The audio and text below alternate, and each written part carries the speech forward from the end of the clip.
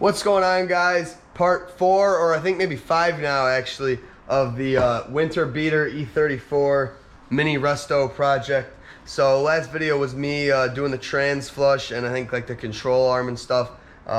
Unfortunate that the trans was not able to get to full functionality, but I'll live with it. But anyway, today we're on to the things that are pretty important when driving. This car has no working windows. All the fronts, all the rears, they do not work. The guy gave me a bunch of the plastic clips that the regulators slide on, and I'll show you those right here.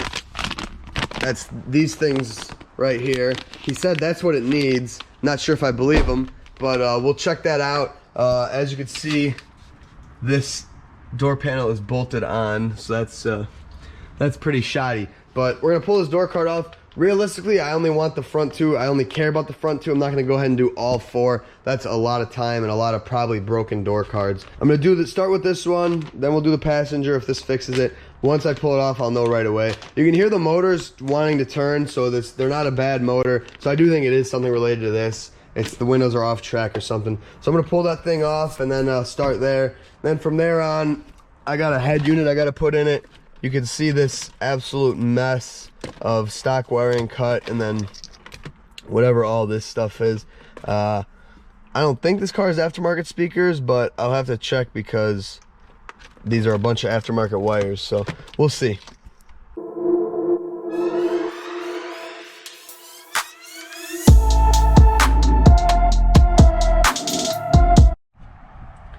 Yeah, he wasn't kidding. So the window's not even on the arms. You can see that's the one and the other one's back there, and the clip is sitting here at the bottom.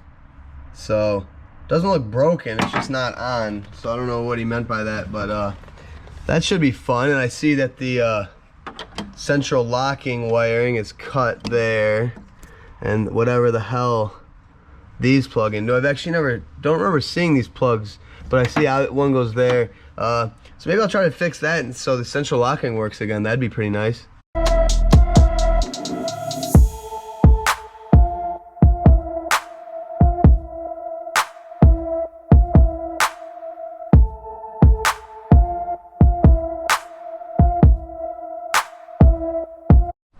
Wow. All right, so add window regulators to the list of things I absolutely hate doing on this car. I couldn't even keep you guys on a time lapse that took so long, probably like an hour and a half. Kind of my fault because when I started, I accidentally moved the window too much. Well, first off, I'm kind of dumb, so let me find the key here. So what I was trying to do was get it so that I could slide the sliders, which I already had on the regulator, in, right? That's not the way to do it. The way to do it is put the sliders in the track, and then you you put the regulator wherever you can kind of see both of them, and then you just slide the sliders until they meet the regulator. Duh. And then you put the pin on.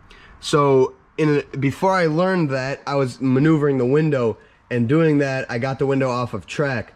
So I got everything hooked up, went up, and the window just kind of went way off kilter, snapped off the regulator and the pin, and I was like, what the hell? Tried it again, same thing. The window would not go in track. I realized that this side was not in place. Getting them both in place was a pain in the ass, but I finally got it. So we have a window that goes all the way up and all the way down. Thank God. I don't really trust it, but it works. So I'm gonna try and fix the central locking over here, connect these 2 wires, and get these all tucked away, and then put back on the door card and call that a day. That was not fun. And then I'm gonna do that side. Now that I know what I'm doing, that side shouldn't be as bad. All right, so it started pouring and storming really badly all of a sudden, and my wagon was outside, and I just cleaned it. So I quickly switched them around and shoved this thing outside for the rainstorm. It's done now, and I want to get back to this. So I got it all working, and now I'm going to put the door card back on.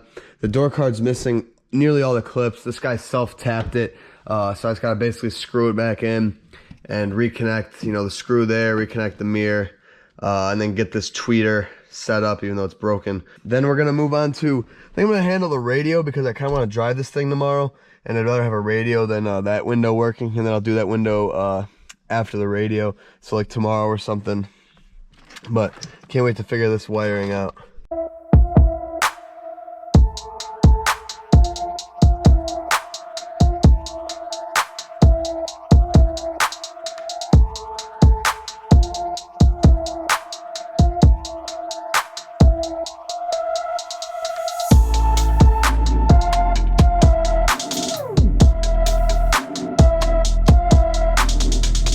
So after all that, I went to use the door handle, and it did not open the door. I realized that I had the pull, this tab right here, not on the door, so it was just kind of pulling the whole sleeve, and didn't work. So I had to take that off, redo it. But in the meantime, I had a few broken clips, and I glued them back on so that this will stay on even better now. So not horrible, but yeah. Oh, actually, I have one down here I could have done too, but I got the self tappers there, so that's fine.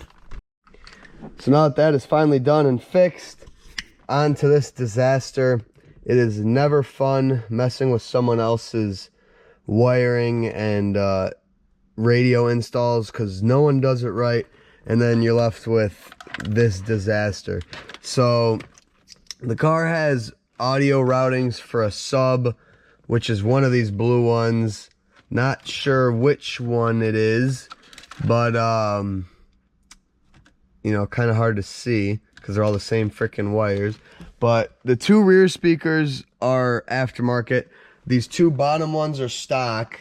And now I need to see what these top ones are, because I don't know why there's 4 aftermarket wires. Pop this out, and let's see if we got stock.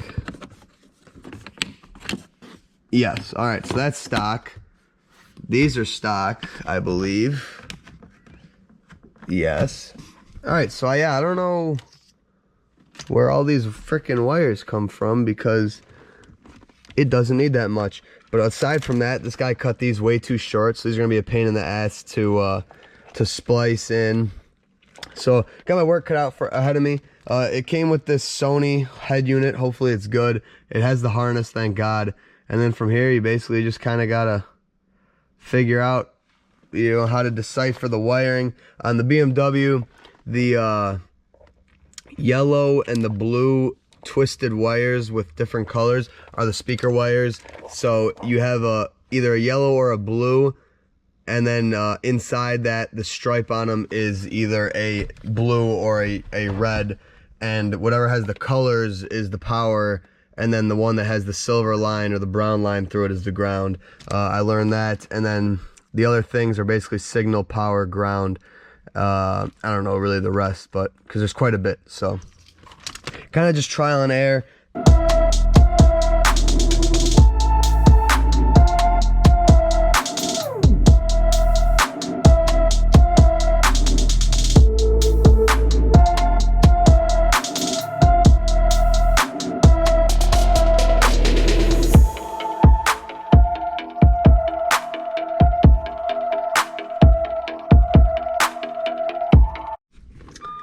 What I do to start is do power and ground, obviously, and then the BMW has more connections than the head unit. So the yellow on the head unit is almost always the signal, and it's right by the power and the ground. And then on the BMW harness, you go to the white and violet one. If you look up a diagram, there's actually 2. There's a signal and a 12 volt like switch. It's the 12 volt switch is the one that you want to do. And then if I can reach these, you'll see head unit has power. So there we go. That's the signal, power, and the ground done. The rest are just speaker output. So I'm going to connect a bunch, basically just trial and error. I'm going to connect some of the stock and some of these aftermarket ones and see which turns out to be the speakers that are actually hooked up. So that might take a little while, a lot of twisting and tying, and yeah, hopefully this head unit works. If not, I got like 3 in the basement, so not too big of a biggie.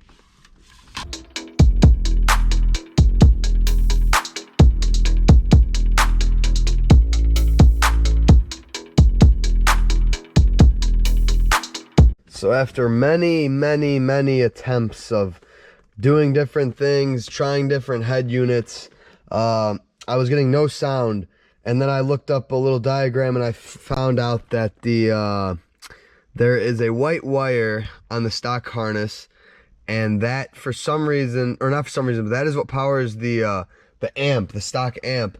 For some reason, that doesn't work connected to power, doesn't work connected to signal. But I was looking at this, which is basically a harness adapter out of another car. It's got a Sony thing as well, but then this is what is meant to go into the into these cars. So you don't have to cut your wiring harness. It's too late for this car, obviously. But I looked at what that was connected to, the equivalent of that white wire, which is this blue one, and it was for some reason put into blue like a speaker hookup. So that's what I did, and surely enough, I got sound, and now I'm basically going through testing which speakers are coming from where, and I'm hooking them up. So far, I got the front dash speakers to work, and the rear, which are both aftermarket. So I got 4 of those on, but now I'm trying to figure out how I'm supposed to be able to get the bottom ones and the tweeters. If I don't get the tweeters, it's whatever.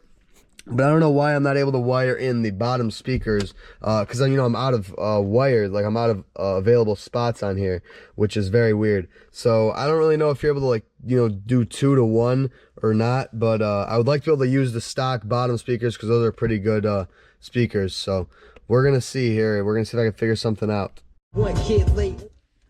Yeah, I don't want to get copyrighted, but all the speakers are hooked up. So I talked to Stu, and he told me that all you do is just tie them in so you have multiple speakers into one head unit connector. I got the head unit pushed in. It doesn't like have the outer bracket, so it doesn't fit quite well, but it's not sliding out. I don't know how I managed to wedge it, but I'm happy with that. Otherwise, yeah, everything is done. The radio is hooked up. All the speakers work. It's real weird. This car has aftermarket rear deck. This is aftermarket, and then those are stock, and that upper one's stock, and then the tweeters are stock. So not really sure why not all of them are aftermarket, but oh well, I'm not complaining. It sounds pretty good. It definitely sounds better than my touring. I've been out here, I think, like 2.5 hours doing this wiring. It is not fun.